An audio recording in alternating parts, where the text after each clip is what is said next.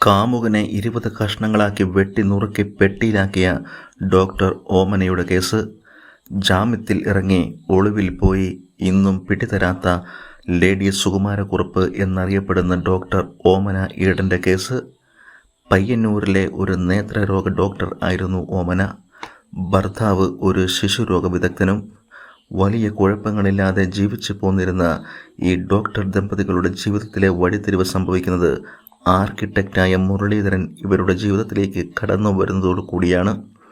ഭർത്താവുമായി ചില്ലറ പ്രശ്നങ്ങളിലായിരുന്ന ഓമന പുതുതായി ഒരു വീട് വെച്ച് മാറി താമസിക്കുവാൻ തീരുമാനിച്ചു. വീടിൻ്റെ നിർമ്മാണ ആവശ്യങ്ങൾ ഏൽപ്പിച്ചത് ആ പരിചയം സ്വാഭാവികമായി കൂടുതൽ അടുപ്പത്തിലേക്ക് ഇരുവരെയും എത്തിച്ചു. ഓമനയും മുരളീധരനും തമ്മിൽ അഗാധമായ ബന്ധം ഉടലെടുത്തു. മുരളീധരനുമായുള്ള പുതിയ ബന്ധം ഓമനയെ ഭർത്താവിൽ നിന്നും കൂടുതൽ അകറ്റി. കുടുംബ ബന്ധങ്ങളിലെ പാളിച്ചകൾ അവരെ മാനസികമായി കൂടുതൽ അസ്വസ്ഥതയും ആക്കി. എങ്കിലും മുരളീധരൻ അവർക്ക് ഒരു ആശ്വാസമായി. എന്നാൽ സ്വന്തമായി ഭാര്യയും കുടുംബവുമുള്ള മുരളീധരൻ ഓമനയിൽ നിന്നും പതിയെ അകന്നു തുടങ്ങി. അത് ഓമനയെ മാനസികമായി തളർത്തി, അസ്വസ്ഥയാക്കി. മുരളീധരൻ തന്നെ വഞ്ചിച്ചുവെന്നും താൻ ചതിക്കപ്പെട്ടു എന്നും ഉള്ള തോന്നൽ ഓമനയിൽ ഉടലെടുത്തു. ഓമനയ്ക്ക് മുരളീധരനോട് അടങ്ങാനാവാത്ത വെറുപ്പും വിദ്വേഷവും ഉണ്ടായി. ഇതിനിടയിൽ ഓമന ഭർത്താവിൽ നിന്നും വിവാഹമോചിതയായി. ഓമന മലേഷ്യയിലേക്ക് ജോലിക്കായി പോയി. എന്നാൽ മുരളീധരൻ മലേഷ്യയിൽ എത്തുകയും പിന്നീട് ഓമനയ്ക്ക് ആ ജോലി നഷ്ടപ്പെടുകയും ചെയ്തു.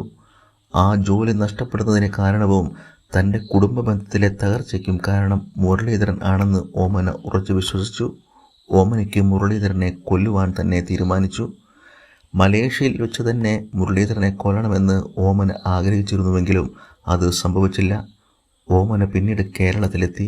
അപ്പോഴേക്കും ഇവിടെ ഉണ്ടായിരുന്ന മുരളീധരനെ ഓമന പ്രണയപൂർവ്വം ഫോണിൽ ബന്ധപ്പെട്ടു.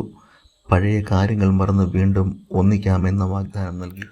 ഓമനയുടെ അനുഭാവപൂർണമായ വാക്കുകളിൽ മുരളീധരൻ വീണു. അങ്ങനെ അവർ ഊട്ടിയിലേക്ക് ഒരു യാത്ര നടത്തുവാൻ തീരുമാനിച്ചു. 1996 ജൂലൈ 11 ഇരുവരും ഊട്ടിയിലെത്തി. താമസത്തിനായി പല ഹോട്ടലുകളും കയറിയിറങ്ങി. എന്നാൽ ഓമനയ്ക്ക് അവയൊന്നും അത്രയ്ക്ക് പിടിച്ചില്ല. അങ്ങനെ റെയിൽവേയുടെ ഒരു റിട്ടയർമെൻറ്റ് ഹോമിൽ അവസാനം ഓമനയ്ക്ക് ഇഷ്ടപ്പെട്ട ഒരു റൂം അവരെടുത്തു. ഓമനയെ സംബന്ധിച്ച് തൻ്റെ കൃത്യങ്ങൾ ചെയ്യുന്നതിന് ആവശ്യമായ സൗകര്യങ്ങൾ ഉള്ള ഒരു റൂം സംവിധാനങ്ങളുമായിരുന്നു ആവശ്യം. ഇതൊന്നും മനസ്സിലാക്കാതെ മുരളീധരൻ ഓമനയുടെ മരണക്കണിയിലേക്ക് കയറി. റൂമിൽ വെച്ച് ഓമന മുരളീധരന് വിഷം നൽകി. തുടർന്ന് രക്തം കട്ടപിടിക്കുവാനുള്ള മരുന്നുകൾ കുത്തിവെച്ചു. മരിച്ചെന്നുറപ്പാക്കിയ മുരളീധരൻ്റെ ശരീരം കട്ടിലിൽ ഒരു പായയിൽ കിടത്തി ഓമന സർജിക്കൽ ബ്ലേഡ് ഉപയോഗിച്ച് കീറി മുറിച്ചു തുടങ്ങി. മാംസവും അസ്ഥികളും വേർതിരിച്ചു. ആന്തരാവയവ അവശിഷ്ടങ്ങൾ ക്ലോസറ്റിലൂടെ മറവ് ചെയ്തു.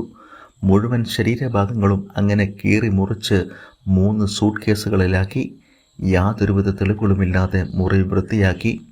തുടർന്ന് ഒരു ടാക്സി വിളിച്ച് റൂം വെക്കേറ്റ് ചെയ്ത് 3 സൂട്ട് കേസുകളും കാറിൻ്റെ ഡിക്കിയിൽ വെച്ച് ഓമന യാത്ര ചെയ്യുന്നു. ഇതിനിടയിൽ ഏതെങ്കിലും ആളില്ലാത്ത സ്ഥലത്ത് പെട്ടികൾ ഉപേക്ഷിക്കാം എന്നാണ് ഓമന തീരുമാനിച്ചിരുന്നത്. എന്നാൽ വിനോദസഞ്ചാരികൾ കൂടുതലുണ്ടായിരുന്നതിനാൽ പെട്ടികൾ ഒരിടത്തും കളയുവാൻ സാധിച്ചില്ല. ഓമന വീണ്ടും മറ്റൊരു ടാക്സി വിളിച്ച് പെട്ടികളെല്ലാം ഡിക്കിയിൽ വെച്ച് കൊടൈക്കനാലിലേക്ക് യാത്ര തിരിച്ചു. കൊടൈക്കനാലിൽ പെട്ടികൾ ഉപേക്ഷിക്കാം എന്നായിരുന്നു തീരുമാനം.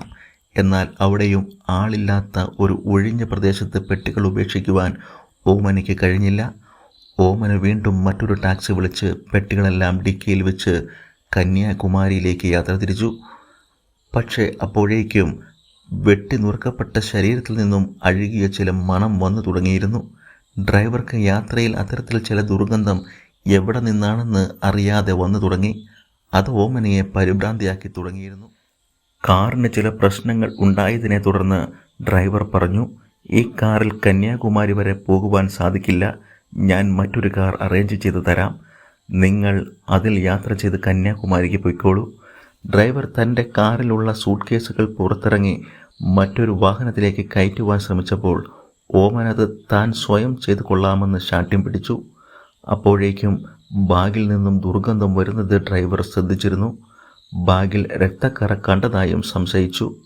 പുതിയ കാർ ഡ്രൈവർ തൊട്ടടുത്തുള്ള ഒരു പെട്രോൾ പമ്പിലെ ഫോണിൽ നിന്നും പോലീസിനെ വിളിച്ച് സംശയാസ്പദമായ സാഹചര്യങ്ങളെക്കുറിച്ച് വിശദീകരിച്ചു. പോലീസ് എത്തി. അപ്പോഴേക്കും ഓമന അവരെ വെട്ടിച്ച് കടന്നു കളഞ്ഞിരുന്നു. പോലീസും അവിടേക്ക് അപ്പോഴേക്കും എത്തിയ മറ്റ് ടാക്സി ഡ്രൈവേഴ്സും കൂടി സൂട്ട് കേസുകൾ തുറന്നു നോക്കിയപ്പോൾ അവർ ഞെട്ടി. പിന്നീട് 2 കിലോമീറ്റർ അകലെ നിന്നും ദിണ്ടിഗലിനടുത്ത് വെച്ച് ഓമനയെ പിടികൂടി. തമിഴ്നാട് പോലീസ് രജിസ്റ്റർ ചെയ്ത കേസ് പിന്നീട് കേരള ക്രൈംബ്രാഞ്ചിലേക്ക് കൈമാറി. അറസ്റ്റിലായ ഓമന 2001 ജാമ്യം നേടി പുറത്തിറങ്ങി. പക്ഷേ ഓമന ഒളിവിൽ പോയി. ഇന്നുവരെ ഓമനയെ പിടികൂടുവാൻ സാധിച്ചിട്ടില്ല.